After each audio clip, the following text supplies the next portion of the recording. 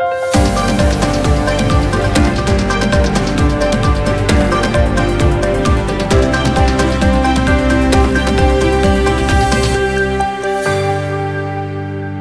हत्या पुन्हा वादात आली आहे।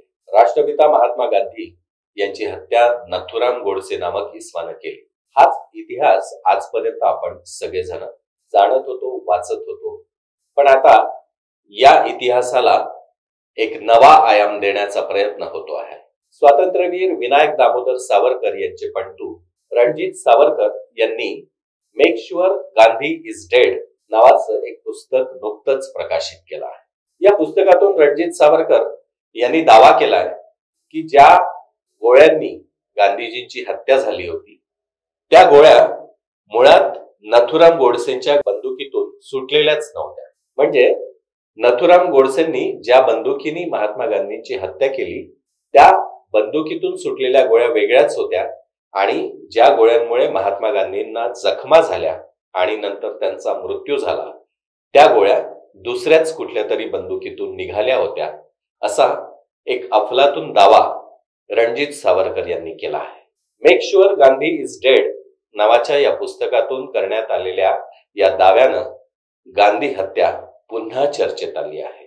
संपूर्ण देशभरात गांधींचा स्मृती दिवस साजरा होत असताना त्याच्या पूर्वसंध्येला झालेल्या या पुस्तकाच्या प्रकाशनानं गांधी हत्या नव्यानं चर्चेत आली आहे। नव्हे, गांधी हत्या नव्यानं वादात आली आहे।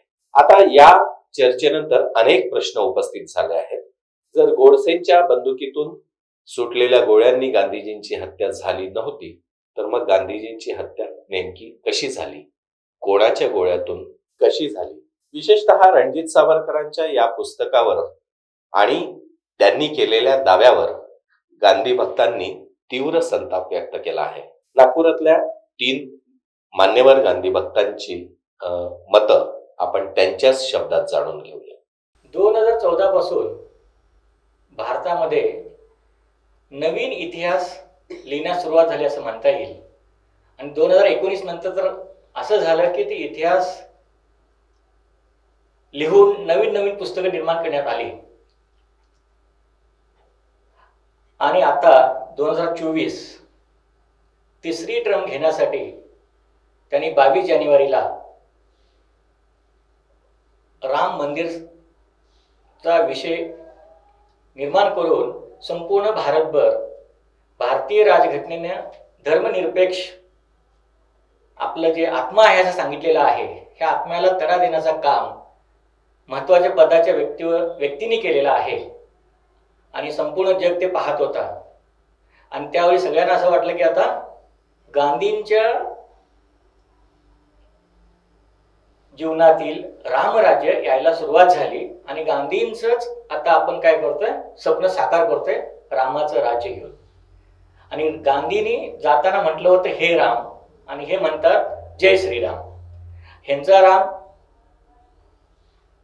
विक्राळ दृष्टिकोनाचा आहे आणि ह्या रामाच्या आणि हिंदुत्वाच्या वातावरण अजून निर्माण करण्यासाठी Savarkar versus Gandhi, Gandhi versus Subhashchandra, Gandhi versus Bhagatsingh असे वेगवेगळे विषय जनतेसमोर आणायचं आणि सांगायचं काय आम्ही जे करतोय ते चांगलं करतोय आणि जुन्या लोकांनी जे काय लिहिलेला इतिहास तो जुना होता आणि त्याच्यामध्ये त्या काळची परिस्थिती तशी होती। आता सोशल मीडिया आलेला आहे आणि त्यावेळी सुद्धा पुराव्याचा जर विचार केला तर भारताची फाळणी होण्यासाठी जबाबदार हिंदू महासभा आहे, हेगडेवार आहेत आणि तसंच जिना आहेत।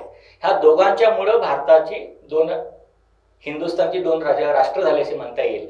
मग मुस्लिमांचं राष्ट्र झालं पाकिस्तान आणि हिंदूंचं राष्ट्र झालं भारत। मग आपण असं पाहत होते की त्या काळात गांधीजींनी म्हटलं होतं ह्या दोघांना एकत्र बसवलं होतं आणि त्यावेळी गांधीजींनी स्वतः सांगितलं होतं जिनांना तुम्ही ह्या हिंदुस्थानचे राष्ट्राध्यक्ष व्हा आणि एकसंघ राष्ट्र राहू दे। पण त्यालाही जिनाने प्रतिसाद दिला नाही आणि त्या काळात इंग्रजांच्या वतीने जे राज्यात सरकार स्थापन झालं होतं त्या सरकारमध्ये हिंदू महासभा आणि मुस्लिम लीग एकत्र येऊन बंगाल प्रांतात राज्य करत होते. ह्या दोघांनी तिथे एकत्र राज्य केलं आणि ज्यावेळी भारत स्वतंत्र झाला आणि त्या पहिल्या मंत्रिमंडळामध्ये श्यामाप्रसाद मुखर्जी हे सुद्धा मंत्री होते. काँग्रेसनी सर्वांना एकत्र घेऊन स्वातंत्र्य मिळाल्यानंतर राज्य करण्यास सुरुवात केली. पण हिंदुत्ववाद्यांना गांधींचं आतापर्यंत जे मिळालेलं योगदान आहे, गांधी युग जे निर्माण झालं होतं त्याला नष्ट करण्यासाठी त्यांचा उद्देश होता की गांधीजी संपले पाहिजेत. आणि त्यासाठी नथुरामनी बऱ्याच वेळा प्रयत्न केले गांधीजींना ठार मारण्याचे. आणि तो योग आला 30 जानेवारी 1948ला.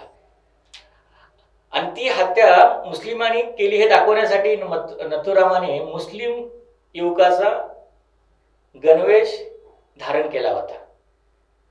मग त्यावेळी तिथल्या म्हणजे पुण्यातल्याच एका व्यक्तीने, काकासाहेब गाडगे तिथं होते, त्यांनी त्या ह्याच्यामध्ये त्या प्रसंगामध्ये पाहिलं आणि सगळं त्याचं गणवेश काढल्यानंतर लक्षात आलं की हा मराठी बोलतो, पुण्यातला माणूस आहे. मग त्यानंतर नथुरामला तिथल्या तिथं पकडण्यात आलं आणि नथुरामनं त्यावेळी गांधींची हत्या केली, सगळं कबूल केलं, त्यांना फाशी झाली. परत सावरकरांची ह्याच्यात इन्व्हॉल्वमेंट होती हे सिद्ध करण्यासाठी परत एक आयोग नेमला. आणि तो नेमायचं कारण असं झालं की ज्याला शिक्षा झाली होती तो परत पुण्यामध्ये आला आणि त्याचा गौरव करण्याचा समारंभ झाला होता. आणि त्या गौरव समारंभामध्ये तो बोलला की आम्ही ज्यावेळी गेलो तात्यासाहेबांना भेटायला, त्या तात्यासाहेबांनी आम्हाला आशीर्वाद दिले होते. मग ही गोष्ट पाहिल्यानंतर ते सावरकरांना त्यावेळी ते वयोवृद्ध झाले होते, त्यांच्या कानावरती ही गोष्ट गेली आणि ह्याचा विषय होऊन परत आयोग नेमतील आणि त्याच्यामध्ये मला शिक्षा होणार ह्या भीतीनं आयोग नेमल्यानंतर त्या आयोगाला समोर जायच्या अगोदरच त्यांचं निधन झालं. आणि अशा रीतीने सावरकर वाचले. आणि ह्याच सावरकर वाचल्याचा विषय स्वातंत्र्यवीर म्हणवण्यासाठी आपण किती महत्वाचे आहोत असं त्यांचे जे वंशज सांगतात ते चुकीचं आहे. आणि संपूर्ण जगाला माहिती आहे काय झालंय ते. आणि ह्या लोकांनी कितीही इतिहास बदलण्याचा विचार केला तरी सुद्धा हिंदुस्थानमध्ये बऱ्याच वर्षापासून अशा गोष्टी झालेल्या आहेत. पण परत नवीन सरकार येतात, नवीन लोक येतात आणि जे चांगले आहे म्हणजे सत्य हाच ईश्वर आहे हे जे गांधींचं कोटेशन आहे हेच सर्व जगमान्य असं म्हणता येईल. आणि ह्याच विचाराने संपूर्ण जगभर गांधीजींना सत्य आणि अहिंसा ह्यासाठी संपूर्ण जग मानतं. आणि संपूर्ण जगामध्ये त्यांचे पुतळे आहेत, वेगवेगळ्या विद्यापीठामध्ये शिक्षण दिलं जातं. आणि अशा ह्या महात्म्याचा संपूर्ण जगभर आज उद्या भविष्यात नेहमी जे जगात होत राहील आणि गांधी कधीच मरणार नाही. तो विचाराने सर्वत्र जागाच आहे. सावरकरवाद्यांची आणि RSS वाल्यांची जी नीती आहे, जी कार्यप्रणाली आहे की खोटं बोला आणि रेटून बोला, त्याचाच प्रकार हा आहे की रणजित सावरकर त्यांचं नवीन पुस्तक त्यांनी जे लिहिलं make sure Gandhi is dead, याच्या प्रकाशनाच्या वेळी म्हणाले की गोडशेनी गांधींना मारलेलंच नाहीये. आता सावरकरांनी हे विसरले का की सावरकरांनी तर गोडशाला ओळखायला पण तयार नव्हते. ते जेव्हा गोडसेवर खटला चालला होता त्यावेळी सावरकर त्याला ओळखायला सुद्धा तयार नव्हते, ओळख सुद्धा दाखवत नव्हते. आणि मरताना गोडसेला याची खंत वाटली होती की सावरकरांनी एकहीदा त्यांच्याकडे पाहिलं नाही, त्याच्याशी बोलले नाहीत, याच्याबद्दल त्याच्या मनात शेवटपर्यंत खंत होती, ती त्यांनी बोलून दाखवली होती. आणि आता सावरकरांचा हा नातू का पणतू हा गोडसेची बाजू घ्यायला निघालाय. हे किती विचित्र आहे. खटला चालला गोडसेवर, त्यांनी पुन्हा अपील केलं, अपिलातही चालला. त्याच्यानंतर त्यांनी स्वतः जबाबदारी घेतली. त्याचं जे स्टेटमेंट होतं पहिलं ते बदललं त्यांनी आणि नंतर दुसरं स्टेटमेंट स्वतःच सावरकरांनी लिहून दिलेलं स्टेटमेंट त्यांनी वाचलं. तेच निवेदन जे की आता सगळीकडे त्याचा प्रचार केला जातो, त्याचा ऑडिओ फिरवला जातो की मी गांधींना का मारलं. त्याच्यामध्ये तो सांगतो की मी 55 कोटीसाठी मारलं. त्या पोंक्षाच्या आवाजामध्ये ते गोडसेचं निवेदन, त्याची जी ऑडिओ क्लिप आहे ती फिरत असते की 55 कोटींसाठी मारलं आणि काय काय कारण त्याच्यामध्ये दिलेले आहेत. जे की तद्दन खोटे आहेत आणि त्याच्यामध्ये असं भासवलं जातं की किती शूरपणे गोडसे आपलं निवेदन देतोय, जेव्हा की 2 दिवस त्यांनी निवेदन दिलं कोर्टामध्ये. एवढंस निवेदन द्यायला त्याला 2 दिवस लागले. पाणी पीत पीत दिलं, बेशुद्ध पडत पडत दिलं, कारण की ते लिहिलेलं होतं. बळजबरीने तो देत होता आणि सावरकरांच्या दबावात देत होता. आणि सावरकरांनी त्याला सांगितलं होतं की यावेळी तर तुला गांधींना मारूनच परत यायचं आहे, त्याच्यामुळे ते काम त्याला करूनच यायचं होतं. सगळे पुरावे आहेत याचे. फक्त एवढंच झालं असं नाही. त्याच्यानंतर अनेक वर्षांनी म्हणजे गोडसे सावरकर जे पुरावे अभावी सुटले त्याच्यावर पण पुन्हा खटला चालला. त्याच्यावर कपूर आयोग बसवला गेला. कपूर आयोगाने पुन्हा सगळी शहानिशा केली आणि कपूर आयोगाने तर सावरकरांना पण त्याच्यासाठी दोषी धरलं आणि हे म्हटलं कपूर आयोगाने की सावरकरांनीच ती कॉन्स्पिरसी जे षडयंत्र आहे गांधींना मारण्याचं ते रचलं. तर सगळे पुरावे आहेत, सगळे आहे. हे काय सांगतात आहे की वेगवेगळ्या दिशांनी गोळ्या लागल्या. समोर त्यांचं जे पार्थिव आहे आजही आपण पाहू शकतो. पार्थिव गांधींचं समोरून लागलेल्या गोळ्या आहेत त्यांना. कोणत्याही फोटोमध्ये ते 3 गोळ्या दिसतात आणि त्यांच्या मुलांनी मुद्दाम ते जे पांढरं कापड असतं जे पांघरलेलं असतं प्रेतावर ते बाजूला करून त्या गोळ्या दिसल्या पाहिजेत, त्याचे फोटो आले पाहिजेत, सगळ्यांना दिसल्या पाहिजे त्या की किती गोळ्या लागल्या आणि कुठे लागल्या. तर ते सगळं आजही बघायला मिळतं. ते एवढा समोरासमोर पुरावा असून हे काय खोटं बोलतोय हा रणजित सावरकर. आज महात्मा गांधी यांची पुण्यतिथी आणि या निमित्तानं त्यांची या हुतात्मा ज्याला दिवस म्हणतो आपण तो देशभर हुतात्मा दिवस म्हणून आजकाल पाळला जातो. बिर्ला मंदिरच्या परिसरामध्ये महात्मा गांधींची हत्या करण्यात आली आणि ते जगजाहीर आहे की बा नाथूराम गोडसे या माणसांनी 3 गोळ्या झाडून प्रार्थना सभेमध्ये शिरून महात्मा गांधींची हत्या केली.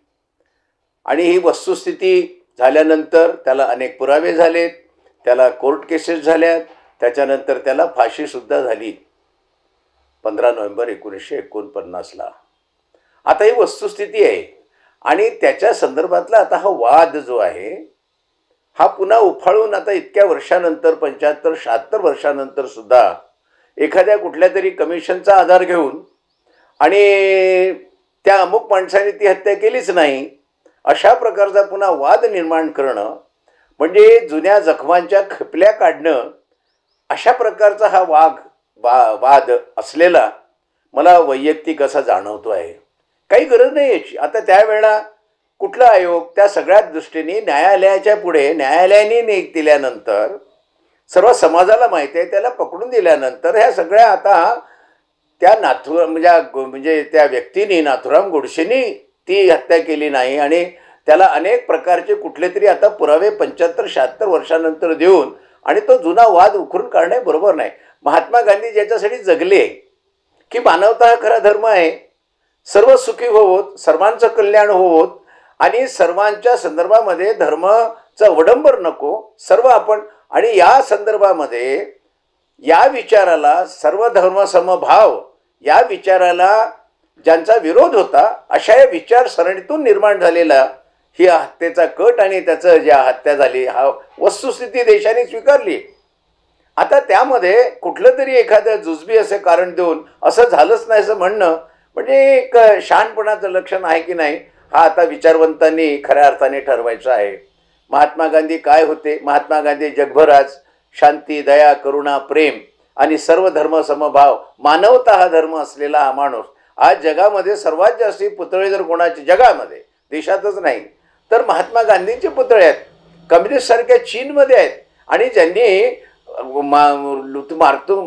लुथर मार्टिन किंग सारख्या अशा अनेक लोक समाजामध्ये सामाजिक आणि राजकीय उन्नती या सर्वांसाठी वास्तविकपणे महात्मा गांधी झटले. अहिंसा सत्य अस्तेय सर्वधर्म या संदर्भामध्ये जगणारा हा माणूस अहिंसा सत्य अस्तेय ब्रह्मचर्य असंग्रह शरीर श्रम स्वाद सर्वत्र भयवर्जनम, सर्वधर्मी समानत्व, स्वदेशी स्पर्श भावना, सर्वधर्मी समानत्व हा भाग जो आहे हा भाग मोठ्या लक्षात घेण्यासारखा आहे. आणि आजच्या पिढीला वास्तविकतेची शांती, करुणा, दया, प्रेम या गोष्टींची खऱ्या अर्थाने आज गरज आहे. काय आहे, ब्रिटिशांच्या काळामध्ये महात्मानी आणली गांधी आंधी आणि त्याचं शस्त्र होतं सत्य, प्रेम, करुणा आणि त्याचं नाव होतं महात्मा गांधी. आता या महात्मा गांधींच्या एवढ्या या जगभर ज्यांची अल्बर्ट आइन्स्टाईन यासारख्या माणसाचे कुठेतरी माझ्या वाचण्यात आलंय. ते म्हणतात की जर तुम्हाला येशू ख्रिस्त वास्तविक मानव रूपात आज जर बघायचं असेल तर भारतात जा आणि महात्मा गांधींचं दर्शन घ्या, तिथे तुम्हाला येशू ख्रिस्त आढळेल. आता ह्या सगळ्या विद्वत जगभरातल्या लोकांनी मान्य केलेलं आणि एवढं मोठं व्यक्तिमत्व आज या देशाला लाभलं होतं. ते काही अर्थाने पाकिस्तान धार्जिना हा ठपका त्यांच्यावर ठेवण्यात आला. 55,000 कोटी ज्या काही 55 कोटी हे जे त्यावेळी त्यांना दिले याचा संदर्भातला राग होता किंवा मुस्लिमीच्या संदर्भामध्ये सद्भावना असलेला माणूस आणि त्याच्या विरोधामध्ये जाऊन या ठिकाणी आता वास्तविक प्रत्येक गोष्टीला दोन बाजू असतात. त्यामुळं हा अतिरेक जो घडून आला, पण या अतिरेकाच्या संदर्भात आता हा इतिहासाचा मुद्दा मला असं वाटतं की याला मूठमाटी द्यावी. आणि हे जे एक महात्मा गांधींच्या स्मरणात त्यांचं कार्य जे आहे या कार्याची खरी प्रेरणा देशामध्ये जगामध्ये हा तत्त्वज्ञानाचा वापर होऊन हा देश वसुधैव कुटुंबकम खऱ्या अर्थाने शांती, प्रेम, करुणा, सत्य, अहिंसा या मार्गाने जावा आणि मानवतेचं तेज खऱ्या अर्थाने झळाळं, हे महात्मा गांधीचं कार्य मात्र स्मरणात ठेवणं ही खऱ्या अर्थाने त्यांना आज पुण्यतिथीच्या दिवशी श्रद्धांजली.